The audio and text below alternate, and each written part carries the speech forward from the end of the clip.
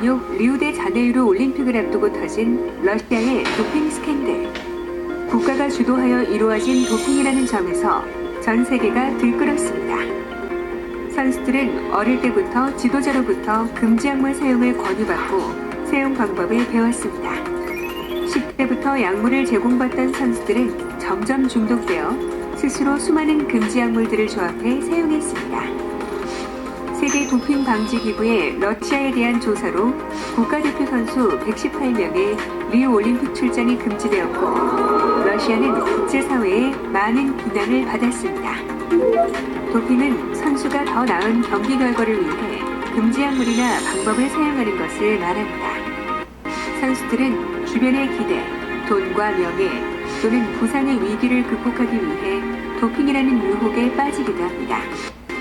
하지만 인위적으로 경기력을 향상시키는 도핑은 공정함이라는 스포츠의 기본 정신을 무너뜨리는 불명예스러운 행동입니다. 또한 금지 약물을 사용할 경우 부작용으로 인해 선수의 건강을 해칠 수 있습니다. 도핑은 고의적이든 아니든 규정에 따라 처벌받으며 평생 이력이 남는 위험한 선택입니다. 지도자가 도핑 방지 정보를 알아야 하는 이유는 많은 선수들이 도핑 방지 정보 대부분을 지도자를 통해 얻기 때문입니다. 선수와 가장 가까운 사람이자 영향력이 큰 사람으로서 지도자의 역할은 기술 코칭에만 있지 않습니다. 선수가 바른 길로 갈 수 있도록 안내하는 것은 무엇보다 중요한 지도자의 역할입니다.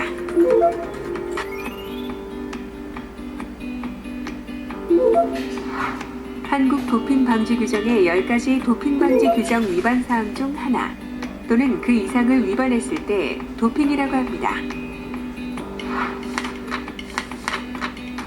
선수의 소변 또는 혈액에서 금지 약물이 검출된 경우, 금지 약물 방법을 사용하거나 시도가 적발된 경우, 치료 제공을 회피하거나 거부할 경우 부정확한 소재지 정보로 도핑 검사를 못해도 도핑으로 간주합니다.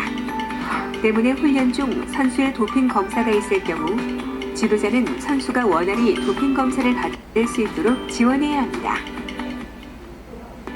또한 금지 약물을 소지하거나 거래하는 경우도 도핑으로 간주합니다.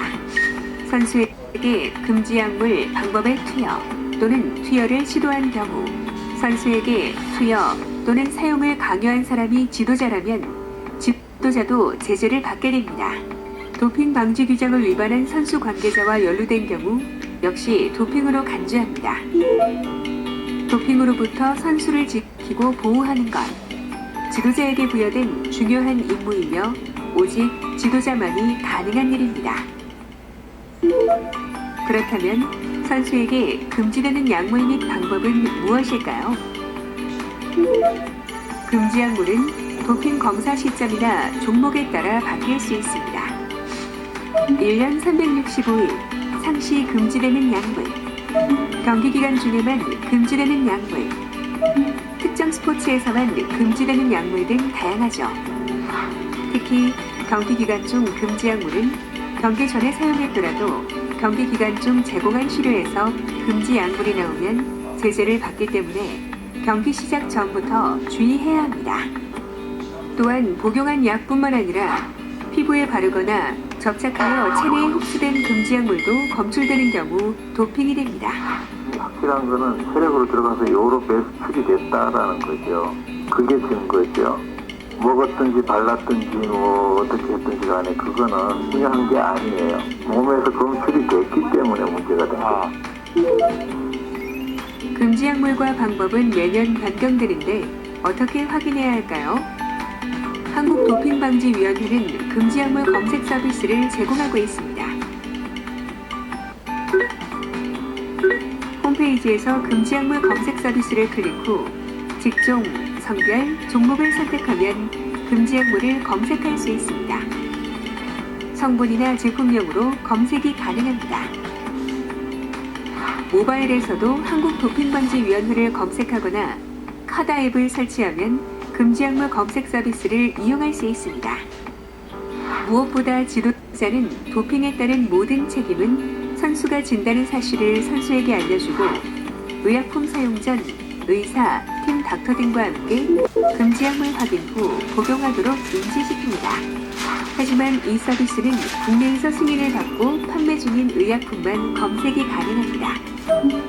보충제와 민간약, 한약은 검색이 되지 않으니 주의하고 한약의 경우 한의사와 상담을 통해 복용 여부를 결정해야 합니다. 특히 근육 성장, 지방 제거 등 과대 홍보하는 보조제는 더욱 주의하고 올 내추럴 또는 천연 등의 표기도 안심해서는 안 됩니다. 도핑 감지기구는 금지된 약품을 사용할 수 있는 제도인 치료 목적 사용 면책을 만들어 운영하고 있습니다. 의료적 처치가 필요한 경우 선수가 치료 목적 사용 면책을 신청하면 되는데요. 신청 이후 심사를 거쳐 승인 또는 거부 결정이 통지됩니다. 신청한 금지 약물을 사용하지 않을 경우 선수 건강에 문제가 발생하거나 대체 치료 방법이 없는 등 4가지 기준을 모두 충족해야 승인이 됩니다. 그럼 도핑 검사는 누가 받을까요? 메달을 딴 선수만 검사를 받는 걸까요? 아닙니다. 도핑 검사는 운동선수라면 누구나 받을 수 있습니다.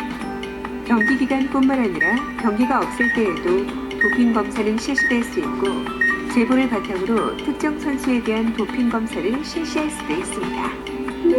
그렇다면 도핑 검사는 언제 어디에서 받게 될까요?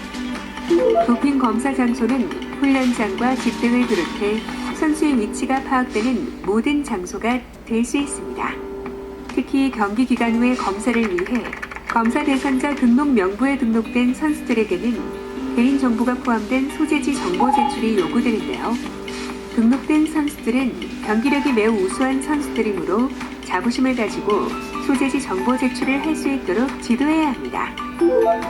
도핑 검사는 어떻게 진행될까요? 선수가 도핑 검사관이 요구한 소변 또는 혈액 시료를 제공하면 와다 인증 시험실로 전달 후 분석을 통해 금지 약물 및 방법의 검출 여부를 밝히게 됩니다. 만약 도핑 방지 규정과 절차를 지키지 않는다면 어떻게 될까요? 첫 위반 시에는 고의성 여부에 따라 4년 이상의 자격 정지 처벌을 받거나 2년 이하의 자격 정지 처분을 받을 수 있습니다. 선수에게 가장 영향력 있는 존재, 지도자가 걷는 길이 바로 선수의 길입니다.